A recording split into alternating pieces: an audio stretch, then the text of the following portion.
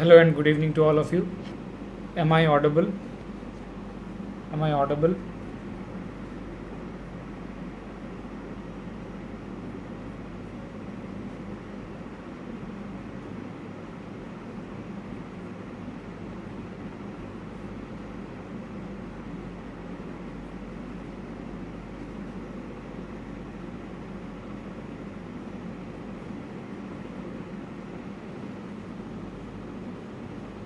Am I audible? So there was some issue. We are just starting. I'll just take one slide and then we'll start.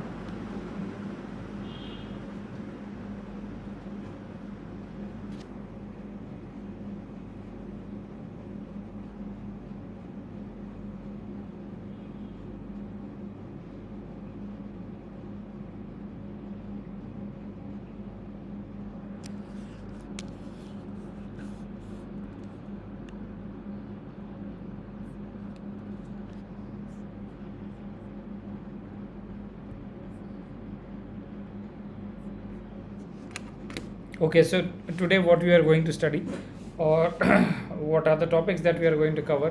So today we are going to cover topics of life processes that is given in your 10th standard NCERT. So what is in this chapter? What are the themes or what are the topics that are covered in this chapter? So if you look at the themes in this chapter,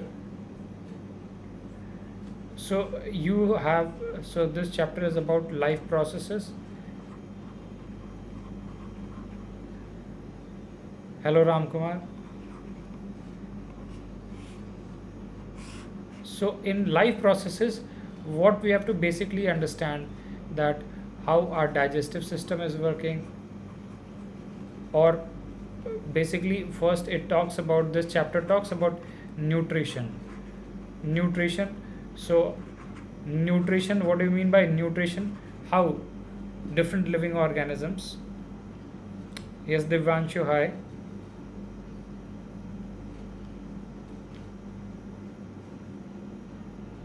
Good evening, Noga. How do you pronounce your name? Nogan Vadra. Nogan Vadra. So when you say nutrition, so here you'll hear terms like autotroph and heterotroph. So what do we mean by that? We'll see. What do we mean by heterotroph? We'll see. How do humans, heterotroph, derive their nutrition? So humans are not autotrophs. Humans are heterotrophs. These are basic things that you would be knowing. We are just trying to refresh what you already know, and we are just trying to look at some of the keywords given in your NCERT. So in life processes, you have to understand how our digestive system works, how our digestive system works, how your respiratory system works, and if time permits, we'll also look at other system also.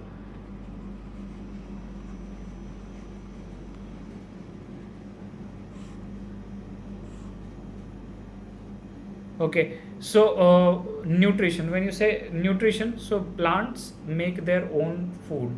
So plants are known as what? Autotrophs. This thing you would be aware of about. So how do plants make a food? So in the plant cell, yesterday we discussed that plant cells have a plastid. One of the plastid is called as the chloroplast. So this chloroplast is responsible for carrying out what? Photosynthesis.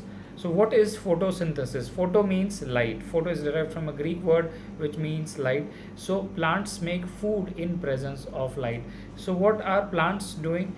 Plants are combining CO2 that is present in the atmosphere and water to get what?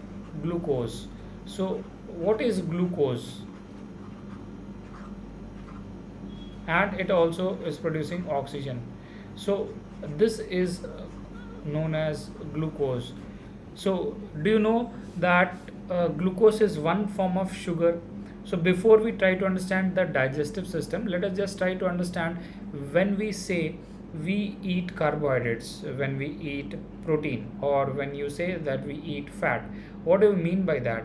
So let us first look at carbohydrates. Carbohydrates. So what are carbohydrates? So carbohydrates are organic compounds. So this is glucose. So let us just try to understand carbohydrates through example of glucose. So what is glucose? This formula you would be knowing, C6H12O6. So basically it is a compound of carbon. It is a compound of carbon and it has an hydroxyl group. This is an OH group, or this is called as a hydroxyl group. So presence of this group is needed to make a carbon chain carbohydrate.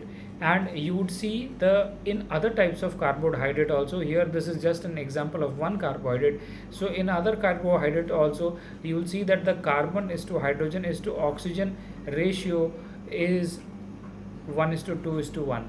So this ratio is typically maintained for carbohydrates.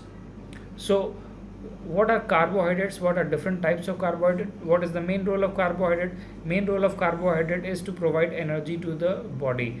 But carbohydrates are categorized into three types. One type is known as monosaccharide. Monosaccharide. So monosaccharide examples are your, let us say, glucose. Example are your fructose. Fructose is the sugar that is found in fruits, and you have your galactose.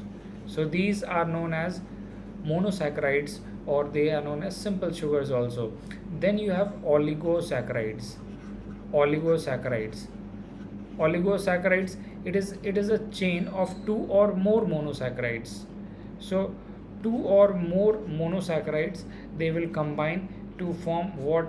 Oligosaccharide. Example is lactose. One of the example is lactose. Lactose is found in milk.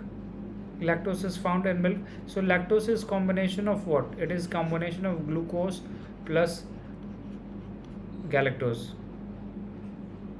Is my voice slow?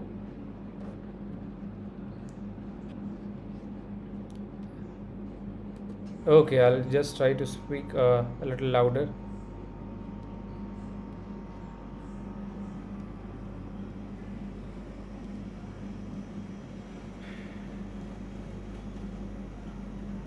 Am I audible? Is the voice clear to all of you?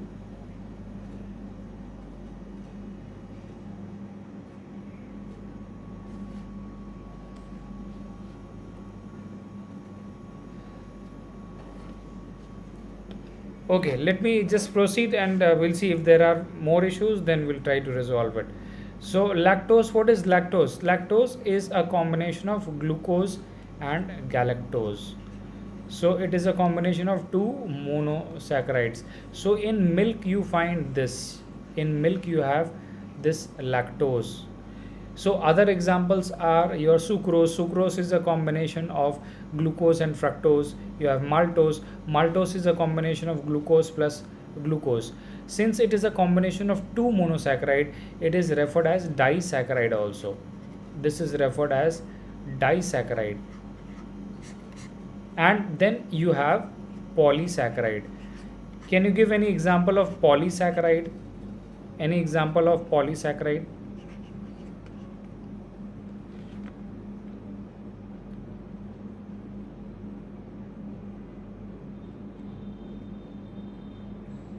Any example of polysaccharide?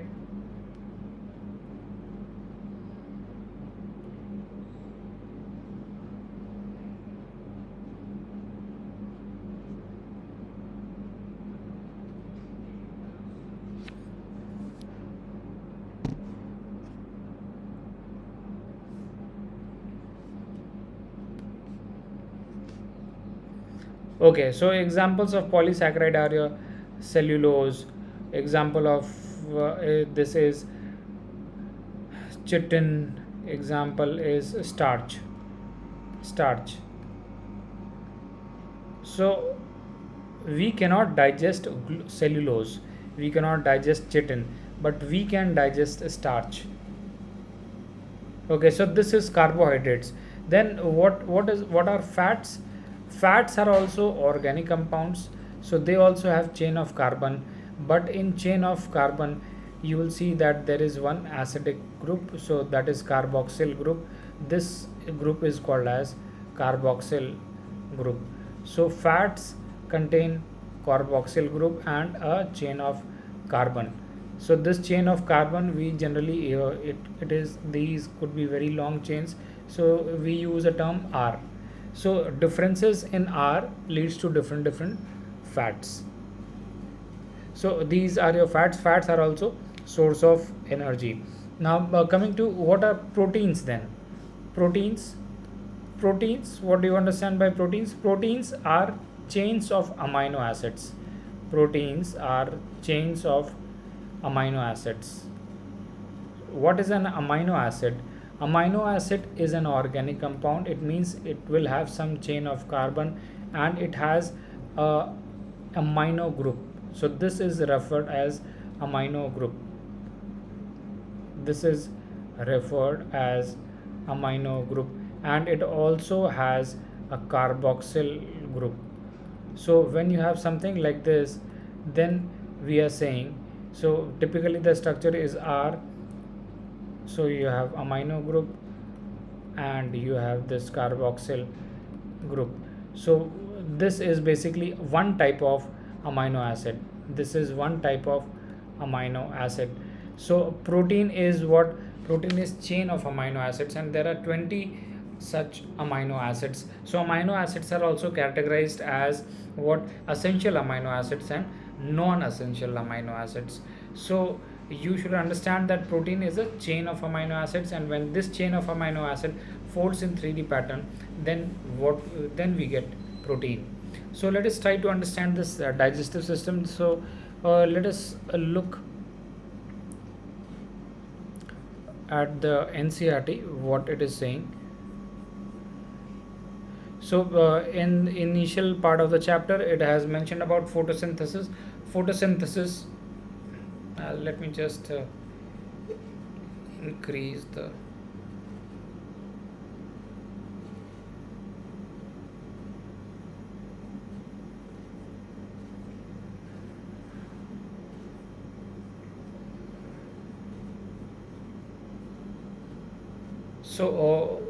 what is it mentioning? So this reaction you already know, this you would have studied in school. So photosynthesis. So here we are talking about heterotrophic nutrition. So it has given examples of different organisms which carry out heterotrophic nutrition. Let us first focus on humans and then we'll see further. So here what you are seeing. So when you talk about digestive system, so let us first try to understand what is the structure of the digestive system. So the structure of the digestive system, so your digestion, digestion of the food starts even from your mouth. So digestion is known as chemical mechanical action. Digestion, we call it as chemical mechanical action. Why we are calling it as also mechanical action? When you eat food, you chew the food through the teeth, so that chewing process is a mechanical action. So after that your enzymes act, so that is why it is being referred as chemical mechanical action. When you say digestion, what do you actually mean by digestion? So let me just add one more slide.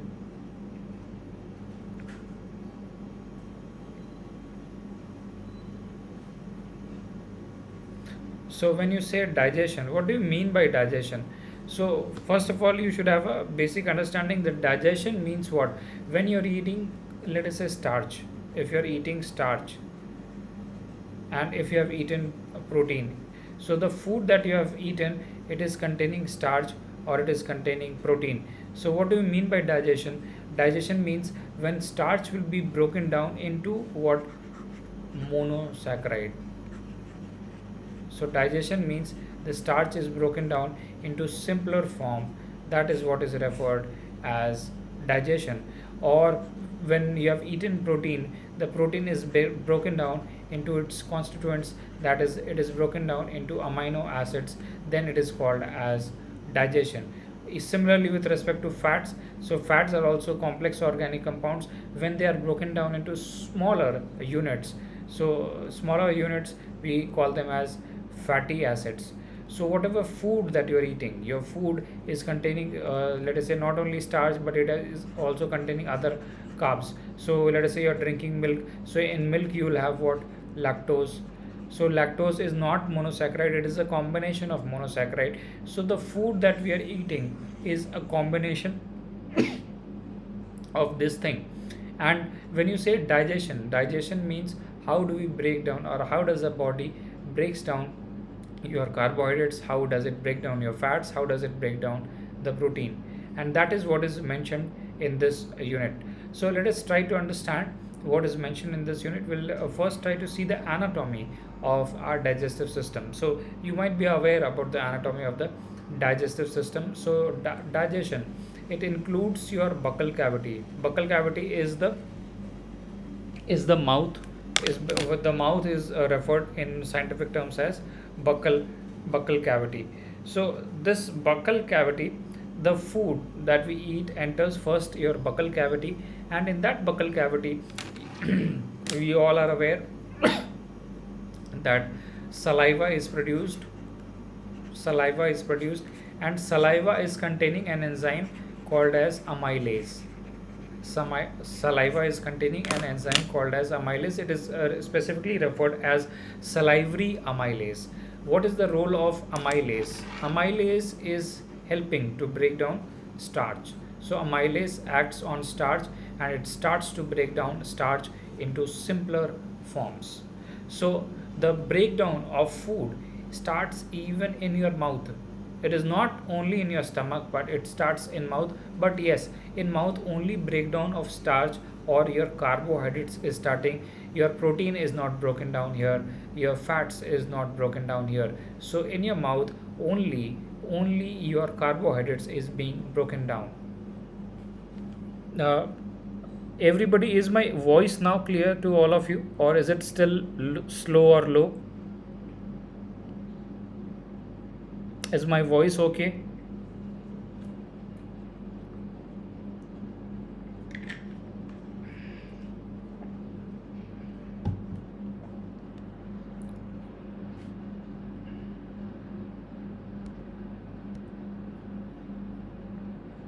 Is my voice okay to all of you? So in this diagram that you are seeing,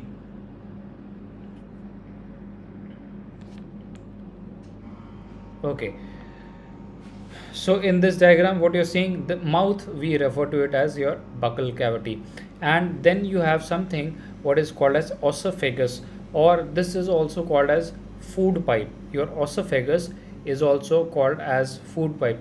So when we eat food, the saliva makes the food a ball shaped. So when you are eating, the saliva mixes with the food and you make a ball shaped of food, that is known as bolus. So you are making a bolus. Then that bolus then it is moving down in this esophagus.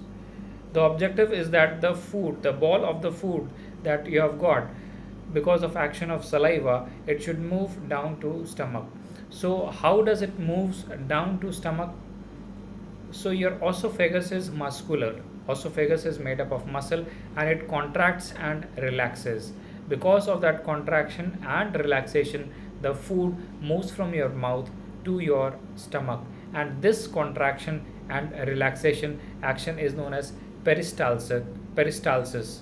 So here what I'm highlighting, so this is the term that we use for contraction and relaxation of your food pipe, and that helps the bolus or the ball of food to move from the mouth to your stomach. When this ball of food enters the stomach, what happens then? So stomach, so you should know that stomach, the muscle membrane or the structure of the stomach is such that it has some glands in it. So in the walls it has some glands, so it will release some juices, it will release acid. So when the food enters your stomach, the stomach releases hydrochloric acid. What is the purpose of this hydrochloric acid? Twin purpose of hydrochloric acid. One is that it will make the food acidic. So when it is making the food acidic, it is helping to kill some of the pathogens. So in your food there could be some infectants or pathogens like bacteria, or fungi, or viruses, or protozoa. So in acidic medium, some of these pathogens gets killed.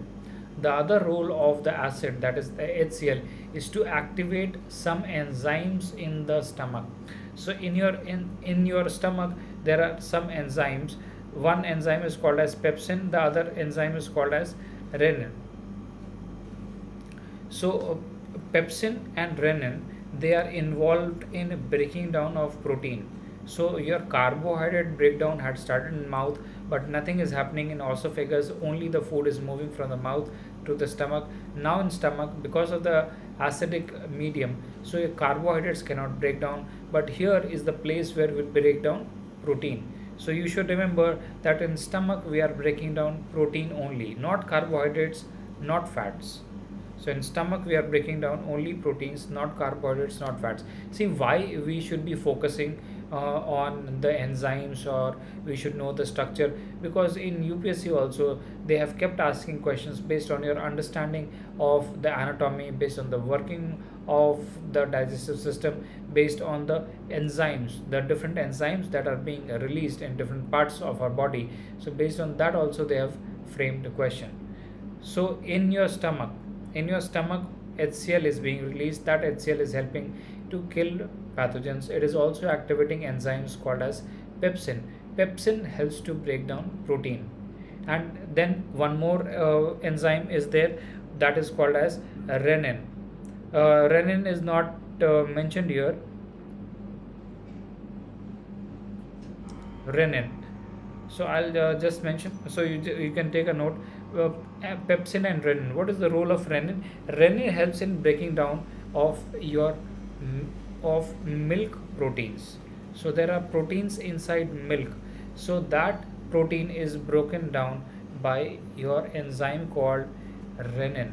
Renin is produced by your stomach only. So your stomach is producing two enzymes that you should know, pepsin, and the other enzyme is renin, renin. So it produces two enzymes, and those two enzymes are helping in breaking down of protein. Now when the food is here in stomach, so it will stay in the stomach for around 4 to 5 hours. So when it stays in the stomach for around 4 to 5 hours, it becomes what is called as chyme. So when the food is in, now we have said that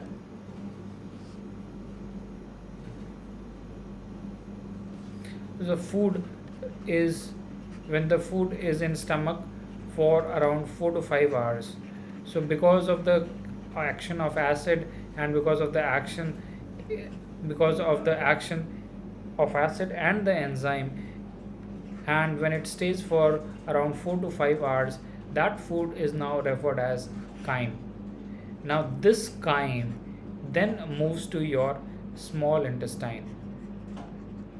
Small intestine is the largest part of our digestive system. So the name is small, but lengthwise it is the longest.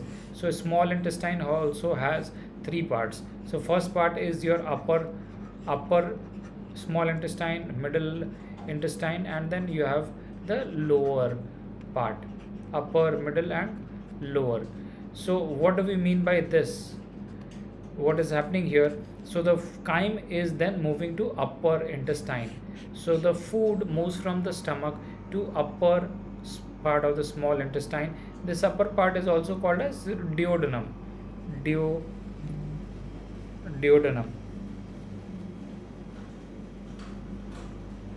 Now this upper part of the intestine is also referred as duodenum. So food from the stomach now enters your duodenum. In duodenum, very important things happen. So in order to understand that, we need to know the anatomy also. So let me just get back there.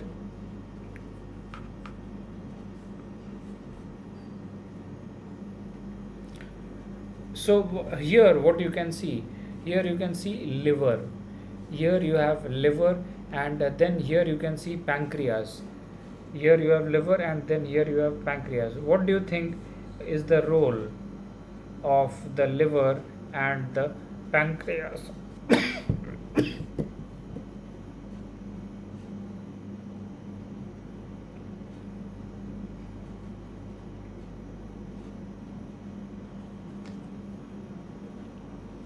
See, the liver, you would be knowing that liver is known as the largest gland of the body, and liver produces a very important enzyme that is called as bile.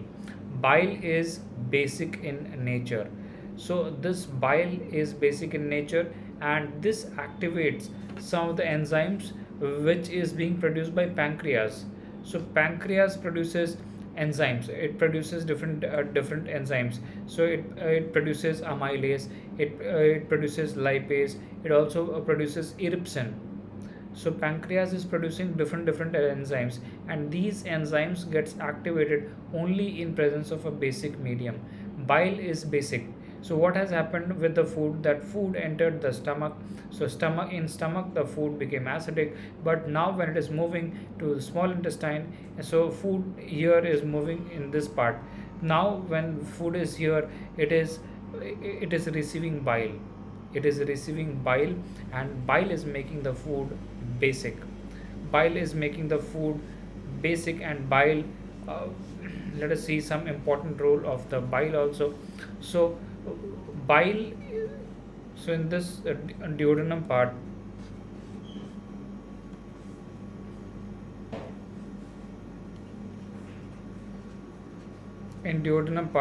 bile is acting. Okay, bile is being released by your liver. So what is the role of the bile? It is making the food basic. That is one of the role. Another role is that because it makes the food basic, it also helps to kill the pathogen. So it is killing the pathogen also.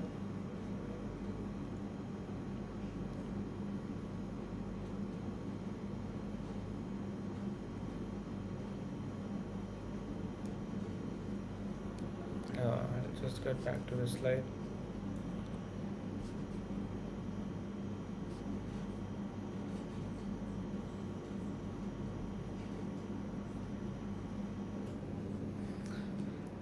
It is killing pathogens also.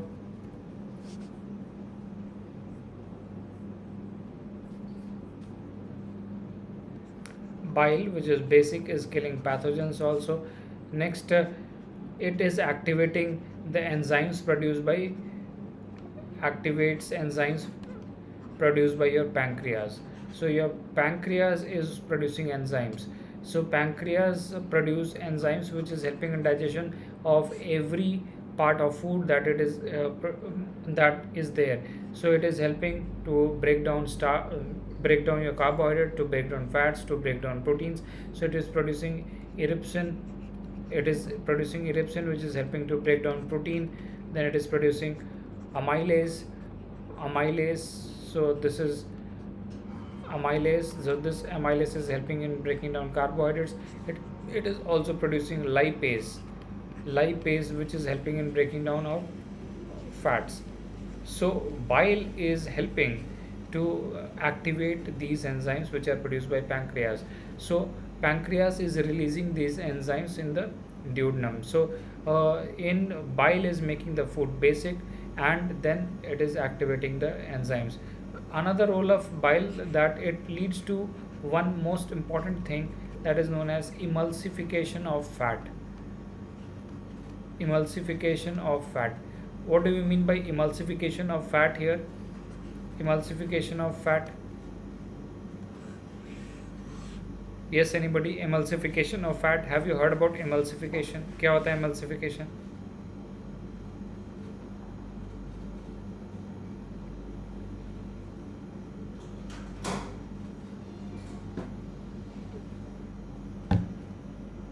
Screen is not clear. Maybe there would be some internet issues. It will get clear, I guess.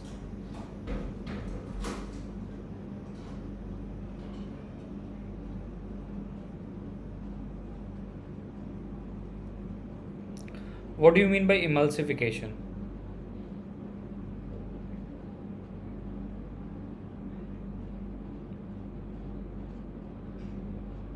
Yes, emulsification is breaking down of fats into smaller molecules. So fats, they are in large molecules, so we cannot break down fats if it is in larger molecules. So bile helps to physically break down these large fat molecules, and then your breakdown can happen. So if the digestion of fat, you should remember that digestion of fat doesn't start in your mouth, it doesn't happen in the stomach, it first starts in your small intestine only. In fact, in intestine, digestion of every different type of food is completed in intestine only. But for fat, it starts in intestine and it finishes in intestine only. Protein breakdown started in your what stomach. So protein breakdown will happen in stomach and in small intestine. Your carbs breakdown had started in mouth, but it stopped in stomach, and then again it will happen in your small intestine. So bile is the one which is making this emulsification of fat happen. So after emulsification, so fat can be broken down only after emulsification. So after emulsification, then your enzymes, your lipase can act. So then lipase will act and it will further break down fats into smaller fatty acids. So that is the objective. So now the food is moving from a small intestine, the upper part of the small intestine, to your lower part. So it is so here you can see this is a J-shaped stomach. So the food is moving from here, it reaches duodenum, and duodenum bile is being released, and from this side pancreas is also releasing juices. Then the food is moving to lower part. So in this coiled section that you are seeing, so this is the middle part and the lower part of small intestine. So in this lower and middle part, different enzymes are being released. So these different enzymes is helping to completely break down the food. So in your small intestine, what are the enzymes that are being produced?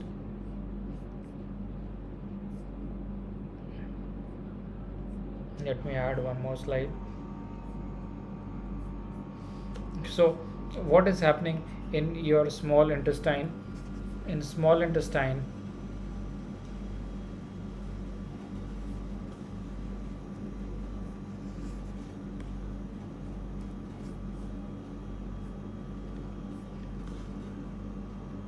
so a small intestine, here is the place where every part of the food is completely broken down. So small intestine has trypsin as an enzyme.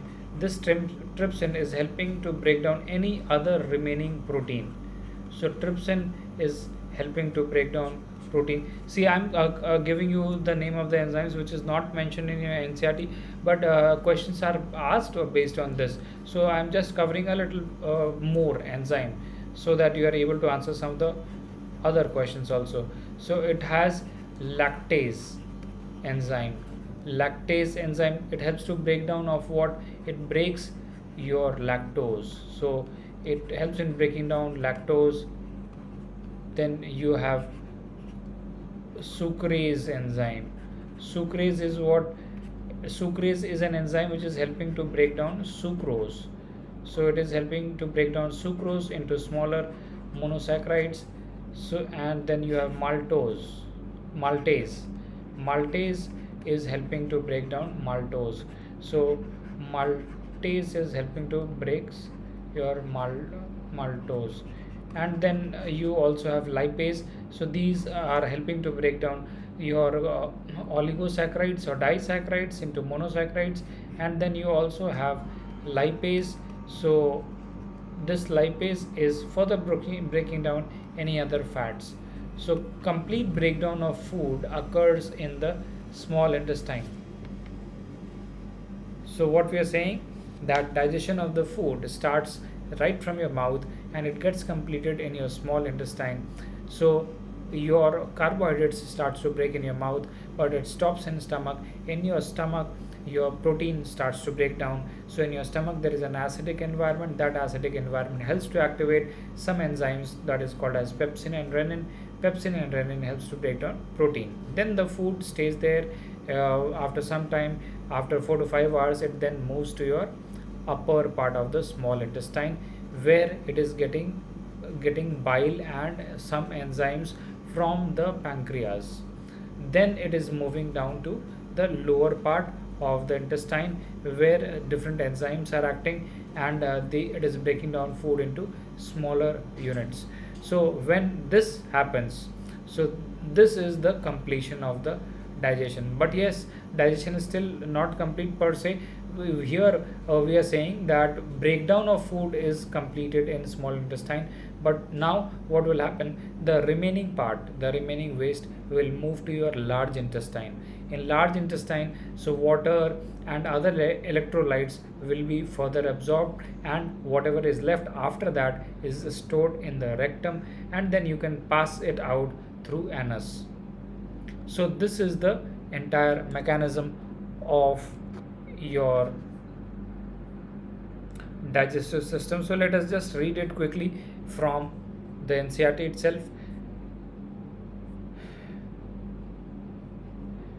So what it is saying, that when we eat various types of food, it has to pass through the same digestive tract.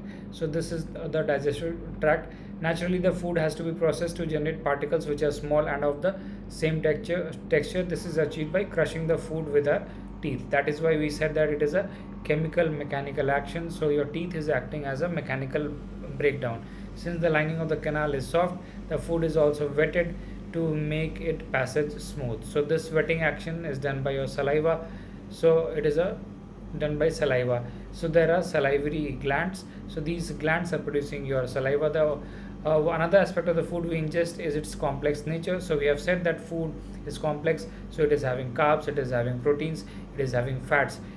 It is, if it is to be absorbed by the alimentary canal. Alimentary, when you see this term alimentary canal, it also means the food canal. So food canal, it begins from basically from your mouth. So all these structure that you're seeing, you're calling it as alimentary canal. It has to be broken down into smaller molecules. So we said that digestion means what? Breaking down of complex carbs into simpler carbs, from complex polysaccharides to monosaccharides, breaking down fats into fatty acids, breaking down proteins into amino acids. That is what is digestion. This is done with the help of biological catalyst called as enzymes. So from exam point of view, you should remember the names of some of the enzymes. So UPSC or other state services exam, I have seen that they have a habit of asking which enzyme is involved in breaking down which type of food and where this enzyme is acting. So that you should know. So the saliva contains an enzyme called as salivary amylase that breaks down starch, which is a complex form to give simple sugars. The food is mixed thoroughly with saliva and moved around the mouth with chewing by the muscular tongue. It is necessary to move the food in a regulated manner along the digestive tube so that it can be processed properly in each part. The lining of the canal has muscles that contract rhythmically in order to push the food forward. This peristaltic movement occurs all along the gut. So this movement, so contraction and relaxation, is called as peristalsis. So this is happening in your food pipe, this is happening in your stomach, this is happening in your intestine. Gut, when you see this term gut, it means intestine. Gut means intestine. From mouth, the food is taken to the stomach through the food pipe or esophagus. The stomach is a large organ which expands when food enters it. The muscular walls of the stomach help in mixing the food through with digestive juices. The digestion in the stomach is taken care by the gastric glands present in the wall of the stomach. So we have said that there are enzymes which are released by stomach. So in the walls, so they have this mechanism, so they contain glands. So we have seen that it releases what? Hydrochloric acid. So food is first made acidic, so that in acidic medium only your enzyme pepsin and renin gets activated, and this acid is also killing down some bacteria or pathogens. The HCl creates an acidic medium which facilitates the action of the enzyme pepsin. Hello Pankaj. Hello.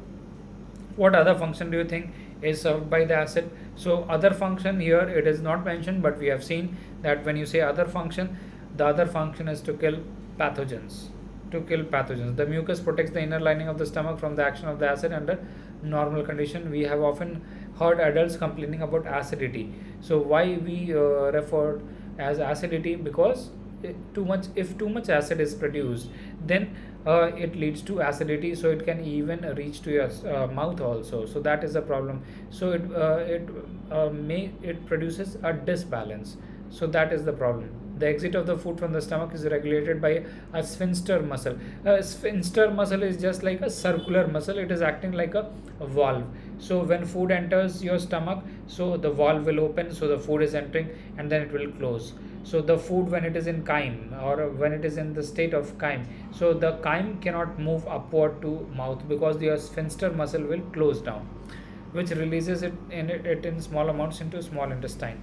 So you have sphincter muscle both at the entry point and at the exit point of the stomach. From the stomach, the food is now entering the small intestine. This is the longest part of the alimentary canal, which is fitted into a compact space because of extensive coiling. So the length of the small intestine differs in various animals depending on the food that we eat. So herbivorous eating grasses needs small intestine to allow to the cellulose to be digested. So you should take a note that we cannot digest cellulose.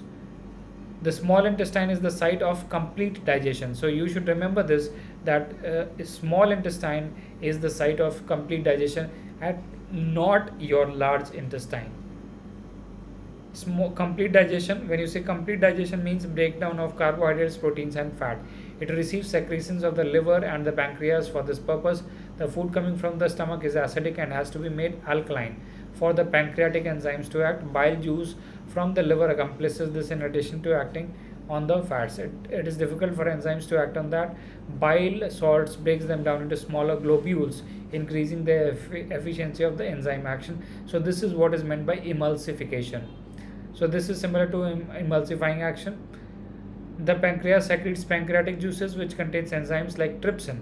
So it is containing enzymes trypsin, which helps in breaking down what your protein. It has lipase also, which is breaking down fats. It also has amylase, which is breaking down carbohydrates. The enzymes present in it finally convert proteins to amino acids, complex carbohydrates into glucose, and fats into fatty acids and glycerol. So now what is happening to the digested food? Digested food is taken up by the walls of the intestine. The inner lining of the small intestine has numerous finger-like projections called villi, which increases the surface area for absorption. So the food that we have eaten, now when it is broken down into smaller constituents, then it has to be absorbed. To increase the absorption area in your small intestine, you have these villis. So these villis are absorbing the broken down food to each and every cell of the body. It is utilized to obtain energy, building up new tissues and repair of the old tissues. So the unabsorbed food is sent into the large intestine, where its wall absorbs water from this material. The rest of the material is removed from the body via the anus. The exit of this waste is regulated by the anal sphincter. So here also you have that particular muscle. This muscle, it is voluntary. This sphincter muscle is voluntary. Dental caries you can read. So what is mentioned here as dental caries. Now let us look at respiratory system here. Respiratory system. So when you say respiratory system, it means the action of the lungs. So action of the lungs. So we inhale air and we exhale what? Carbon dioxide. So inhalation, this is also known as inspiration, and the other part is called as expiration. So when we intake air, that is called as inspiration. When we exhale air, that is called as expiration. So in respiration, let us first try to understand the anatomy, and then we'll look at the how it functions. So here in this diagram, what you are seeing, that there is a nasal passage. So you have a mouth passage also. So that is called as buccal cavity, and this cavity that you are seeing is called as nasal cavity. And both these buccal cavity and the nasal cavity open in a common area. This common area is called as the pharynx. So your nose cavity and your mouth cavity are interconnected, and they are opening in the same area, that is called as pharynx. And what is this larynx? Larynx is the voice box. So larynx is the voice box, and then in pharynx you have something called as epiglottis. So this epiglottis, it prevents the food. So you have, see here you are seeing trachea is also called as the windpipe. So you have the food pipe also, and you have the windpipe also. So in pharynx you have, in the front you have trachea, and in the back you have food pipe. Let me just clarify this.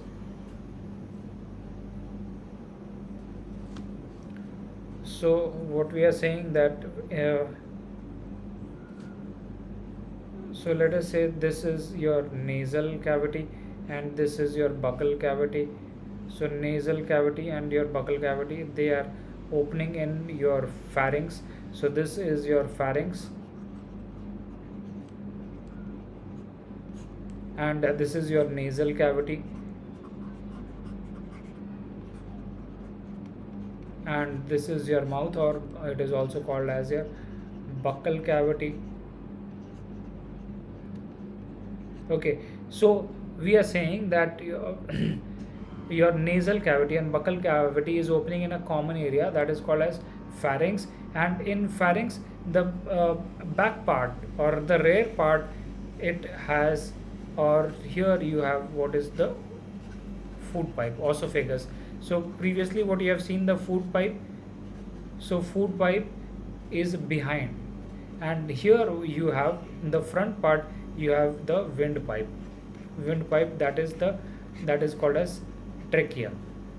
So trachea is in the front and esophagus is in the back, and here you have a valve, here you have a valve, and this is called as epiglottis. Epiglottis, there is a unique role of this epiglottis. So let us say the food that you have eaten, this is the ball of food, this is also called as bolus. So when the food is reaching in pharynx, if this epiglottis is like a liver, or you can say, if the food is entering here, then it will enter your windpipe. So you would have seen some people choke while eating also. So what is happening, the bolus blocks the windpipe, and that is a very very painful situation. A person can even die because of this. So in order to avoid this, there is this epiglottis. So epiglottis does not allow this bolus to enter into windpipe. The bolus will enter in the esophagus. It will enter in the esophagus, and then it will move down, it will reach your stomach. Is this part clear?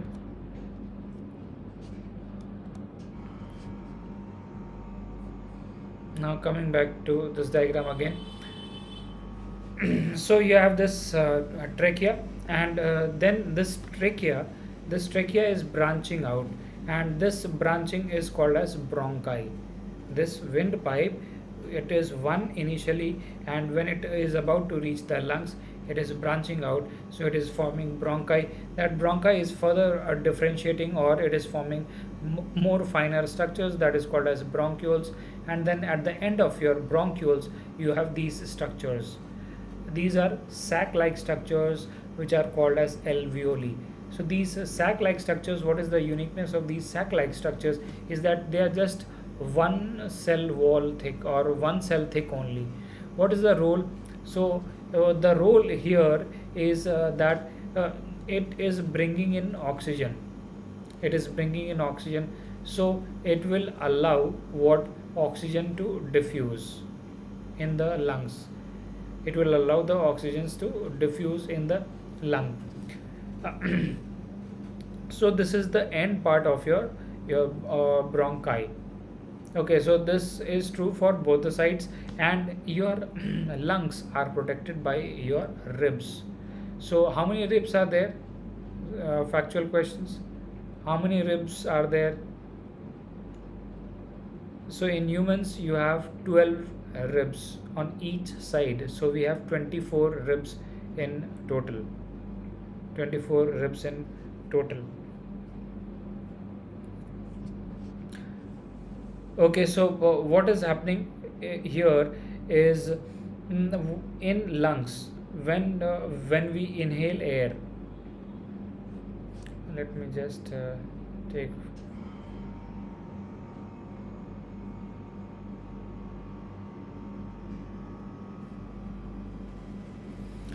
So in the lungs, what is happening? So in lungs, you should understand that what happens inside lung.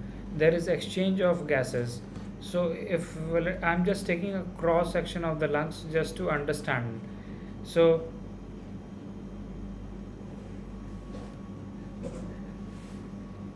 कयूर, okay, थोड़ा हिंदी में भी, okay,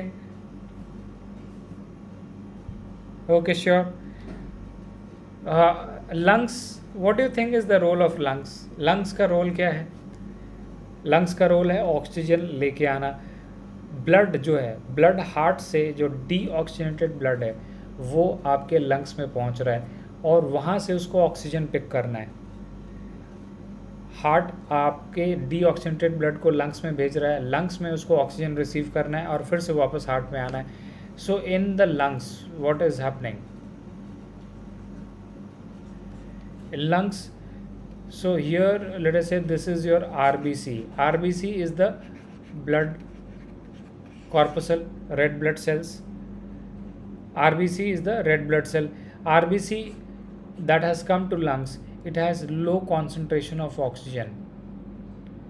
RBC which has come to lungs has low concentration of oxygen, but in the lungs while we are breathing we have high concentration of oxygen.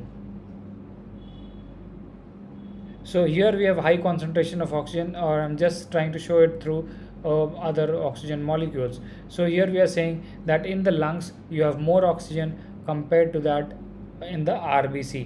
So what happens? Diffusion will occur. So oxygen in the lungs will move inside the RBC, and this is how your RBC is picking up oxygen in the lungs. Are you able to understand this? The reverse also happens, that is your lungs in the same RBC you have high concentration of CO2. So when our body is generating energy, in return it is burning the energy. So when it burns, so it is converting, or at cellular level, at cellular respiration, because of cellular respiration carbon dioxide is produced. So inside your RBC, so this is your RBC, the RBC which is reaching your lungs, the heart ने आपके RBC को भेजा है, उसके उस RBC में oxygen कम है पर कार्बन डाइऑक्साइड ज़्यादा है. RBC has more of carbon dioxide and less of oxygen. In your lungs there is less of carbon dioxide, and here you are seeing there is more of CO2. So what will happen? CO2 will move out. CO2 will move out in the lungs. CO2 is moving out in the lungs and oxygen is entering into RBC, and this is what is referred as exchange of gases in the lungs. And exchange of gases is occurring through which process? So exchange of gases in the lungs is occurring through diffusion process. What is diffusion? Yes, what is diffusion?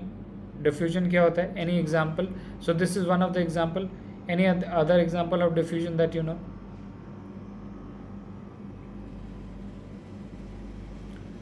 Okay, so let us just try to further understand from the NCERT itself. See, about the structure also you should take a note that your lungs, the outer part of the lungs has a membrane. It has a membrane which prevents or reduces friction between the lungs and the ribs. And at this part you are seeing what? Diaphragm.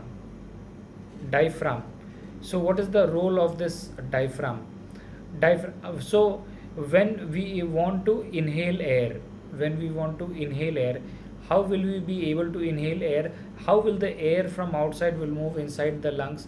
So when we inhale air, what happens? This diaphragm is pulled down. This diaphragm is pulled down, and the chest cavity, the size of the chest cavity increases. So what is happening? The volume inside the lungs is increasing. Volume बढ़ जाता है तो क्या होता है? Pressure कम हो जाता है लंग्स में. तो when you have to breathe in, so your lungs is expanding, diaphragm is pulling down, so the volume is increasing, so pressure is dropping. Pressure with respect to outside is dropping. Okay, Kayur, I'll try to do that.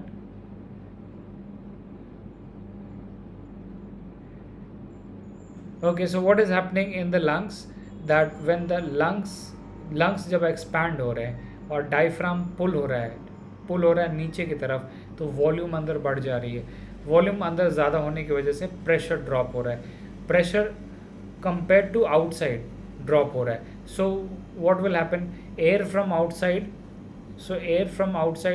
will enter into the lungs. So this is what happens during inspiration. So breathe in करने के time पे lungs expand होते हैं, volume ज़्यादा हो जाती है तो प्रेशर ड्रॉप हो जाता है. इसका रिवर्स होता है एक्सपिरेशन के टाइम पे. So your lungs are contracting, diaphragm is pulling up, so the size और volume inside the lungs is reducing, so the pressure is increasing, and this pressure is more than the outside pressure, so air is moving out of the lungs. So this is the mechanism, or this is the working of your lungs. So let us just read what it is trying to say here. Within the lungs, the passage divides into smaller and smaller tubes, which finally terminates in balloon-like structures, which are also called as alveoli. In lung, you should remember this alveoli. सबसे important part यही है, alveoli. The alveoli provides a surface where the exchange of gases can take place. ये surface provide कर रहा है जहाँ पे exchange of gases हो रही है. So we have understood how exchange of gases take place through diffusion only. The walls of the alveoli contains an extensive network of blood vessels. As we have seen in earlier years, when we breathe in, we lift our ribs and flatten our diaphragm, and the chest cavity becomes larger as a result. So what this is saying, that the volume is increasing. Volume increase हो रहा है, so you would know volume increase करने से pressure drop करता है. Volume increase हो गई तो pressure कम हो गया. Pressure बाहर ज़्यादा है, pressure अंदर कम है, तो air बाहर से अंदर की तरफ move करेगी. So that is what is meant here. The blood brings carbon dioxide from the rest of the body for release into the alveoli, and the oxygen in the alveolar air is taken up by the blood in the alveolar blood vessels to be transported to all cells in the body. So this also we have tried to understand कि ये जो diagram हमने देखा, ये जो diagram आपने देखा है, this is happening in the alveolar walls only. Alveolar walls में क्या हो रहा है कि आरबी यहाँ पे ब्लड आ रहा है, एल्व्यूलर वॉल में ब्लड आ रहा है, और यहाँ पे एक्सचेंज ऑफ गैसेस हो रहे हैं. सो यहाँ पे क्या हो रहा है कि ऑक्सीजन ज़्यादा है. आप ब्रीद इन कर रहे हो तो फ्रेश ऑक्सीजन ब्रीद इन कर रहे हो तो ऑक्सीजन ज़्यादा है कंपेयर टू आरबीसी जो लंग्स में पहुँचा है.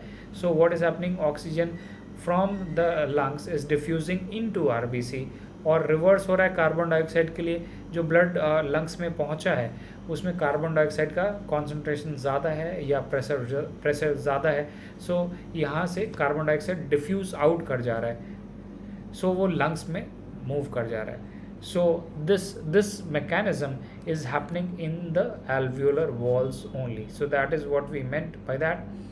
So the blood brings carbon dioxide from the rest of the body for release into the alveoli, and the oxygen in the alveolar wall is taken up by the blood in the alveolar blood vessels to be transported to all cells in the body. Is this part clear to all of you? During the breathing cycle, when the air is taken in and let out, the lungs always contain a residual volume of air, so that there is sufficient time for oxygen to be absorbed and for the carbon dioxide to be released. Okay, so what this is saying, कि आप inhalation और exhalation में ऐसा नहीं हो रहा है कि सारा ऑक्सीजन आप एक बार में इनहेल कर रहे हो या एक्सहेल कर रहे हो, कुछ वॉल्यूम ऑक्सीजन का रिमेन रह जाता है so that it is absorbed. When the body size of animal is large, the diffusion pressure alone cannot take care of oxygen delivery to all parts of the body. Instead, respiratory pigments take up oxygen from the air in the lungs and carry it to tissues which are deficient in oxygen before releasing it. In human beings, the respiratory pigment is hemoglobin, which has a very high affinity for oxygen. This pigment is present in the RBC. Carbon dioxide is more soluble in water than oxygen, and hence it is mostly transported in dissolved form in our blood. So what this is saying that ये जो RBC है,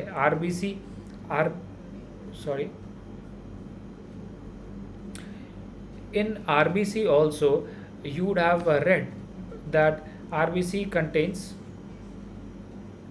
एक protein होता है RBC में, उसको haemoglobin बोलते हैं. This term haemoglobin everybody is aware about.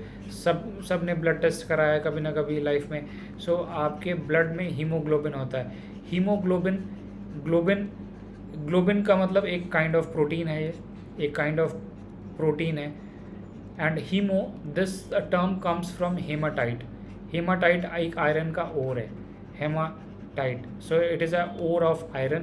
So it is an ore of iron, so it is like Fe2O3. so ये जो प्रोटीन है इसमें आयरन होता है. what is the uniqueness about this iron protein or the protein containing iron is that it has very high affinity for oxygen. So when you are saying that this RBC is picking up oxygen, so this hemoglobin is helping it, so it is facilitating absorption of oxygen. ये haemoglobin help करता है oxygen को absorb करने में lungs में. यही haemoglobin फिर आपके डिफरेंट सेल्स में ऑक्सीजन प्रोवाइड करता है. So haemoglobin, how much does N healthy individual should have, कितना अमाउंट होना चाहिए आपके ब्लड में हीमोग्लोबिन. हीमोग्लोबिन कितना होना चाहिए आपके ब्लड में. आपने कभी CBC करवाया होगा, complete blood count. So in that you would have seen that hemoglobin should be in the range of 12 to 15. 12 to 15, what is the unit of hemoglobin? क्या यूनिट होता है हीमोग्लोबिन के लिए? So 12 to 15 gram in every 100 ml of blood, or it is also known as deciliter. So आपके 100 ml blood में 12 to 15 grams of hemoglobin होना चाहिए for a healthy individual. Okay, so let us just see some of the diseases also related to your lungs. Okay, so do you know that smoking, so here it is pointing out that smoking is injurious to health. This everybody knows, but still we smoke. Lung cancer is one of the common causes of deaths in the world. The upper part of the respiratory tract is provided with small hair-like structures called cilia. These cilia help remove germs, dust and other harmful particles. Smoking destroys these hair, due to which germs, dust and smoke and other harmful chemicals enter lungs and cause infection, cough and even lung cancer. So one of the most important and most severe disease of lung is TB. So someday we'll discuss about TB also. Transportation, we will take it tomorrow then. Any doubts for today? Any doubts for today?